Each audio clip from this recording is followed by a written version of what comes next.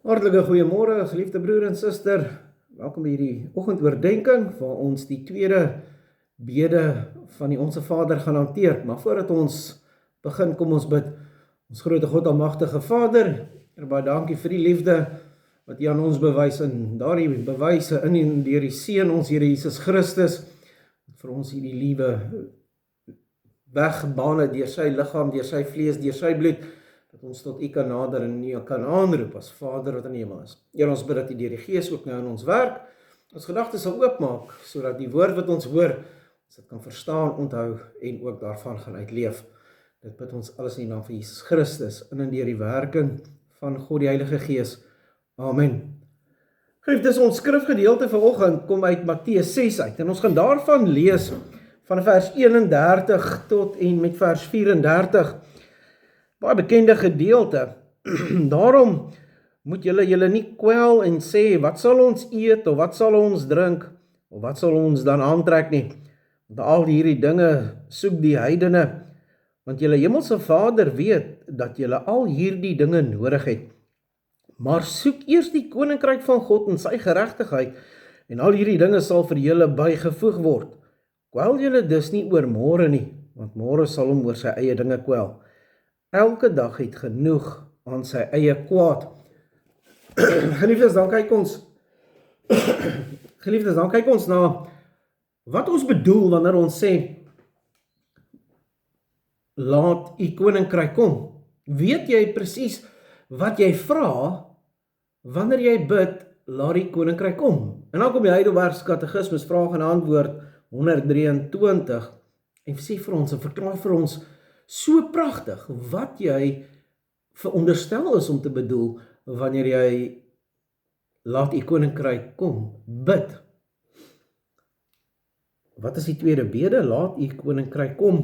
Dit is, regeer ons so deur U woord en die Gees dat ons, hoe langer hoe meer, ons aan U onderwerp. Bewaar en vermeerder U kerk, vernietig die werke van die duiwel en alle mag wat hom teen U verhef, en verder ook alle bose planne wat teen U heilige woord bedink word, totdat die volkomenheid van U ryk kom, waarin U alles sal wees in almal. Regeer ons so deur U woord en die Gees dat ons, hoe langer ons meer aan U onderwerp.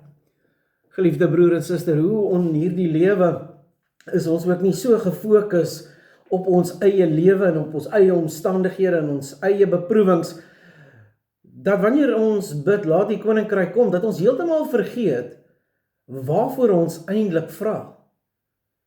Dat ons baie humanisties ingestel kan word wanneer ons bid, laat die koninkryk kom, dat dit vir my net gaan lekker wees en dat dit net vir my sal goed gaan, 'n tipe van 'n voorspoedsteologie wat daar bedryf word. En dit is nie wat die Here vir ons vandag hier sê nie. Dat ons al hoe meer onsself onder die woord en die Gees van die Here sal onderwerp.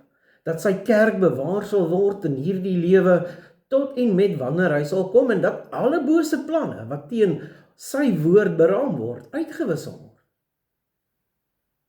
En hoe dra ek by in my lewe tot die opbou of tot die afbreek van die koninkryk? Wanneer ek bid, laat die koninkryk kom, maar ek is so gefokus, so ingestel op myself, nie op die koninkryk van die Here nie.